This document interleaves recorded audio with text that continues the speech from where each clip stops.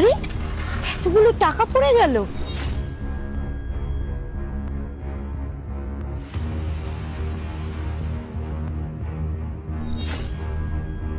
আরে ও madam, madam, ও madam, আপনার টাকাটা। হে বাবা, ম্যাডাম তো চলে গেল। এখন ম্যাডামকে এই টাকাগুলো কি করে ফেরত দেব? আরে এটা তো মনে হচ্ছে ম্যাডামের দোকানের অ্যাড্রেস। তাহলে আমি ওই দোকানে গিয়ে ম্যাডামকে টাকাটা ফেরত দিয়ে আসি। যাই।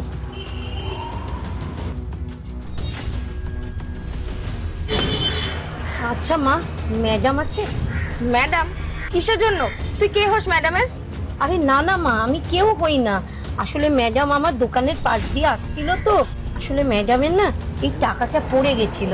এখানে একটা কার্ড আছে, ওইটার মধ্যেই অ্যাড্রেসটা লেখা ছিল। এটা একটু ম্যাডামকে দিয়ে দেবে? কিন্তু ম্যাডাম তো এখন নেই।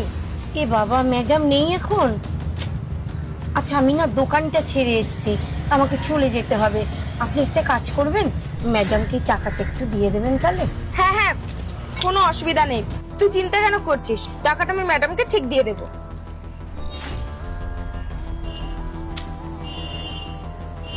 আচ্ছা বলছি, ম্যাডামকে আপনি টাকাটা দিয়ে দেবেন তো? কেন, তোর কি মনে হয় যে টাকাটা আমি নিজের কাছে রাখবো? তোকে বললাম না তুই এখান থেকে যা, আমি সময় মতো ঠিক টাকাটা দিয়ে দেবো। না না, আসলে এতগুলো টাকা তো। ঠিক আছে।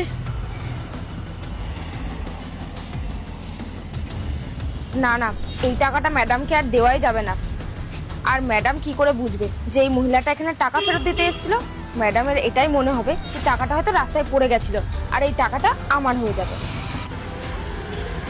মন্দিরা, বলছি এখানে কি কেউ এসেছিল? না তো ম্যাডাম, কে আর আসবে? কেউ তো আসেনি।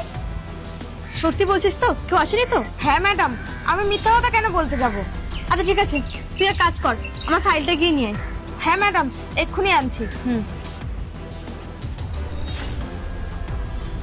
তার মানে মন্দিরা আমাকে মিথ্যে কথা বললো।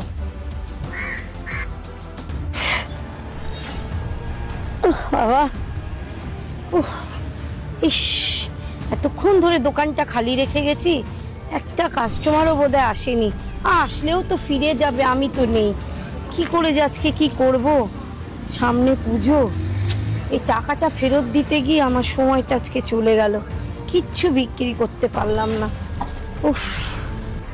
বলছি আন্টি, তাল কত করে? আরে ম্যাডাম আপনি, আমি এক্ষুনি আপনার রেস্টুরেন্টে গেছিলাম। টাকাটা পেয়েছেন ম্যাডাম? টাকা? কিসের টাকা? তুমি এসব কি বলছো?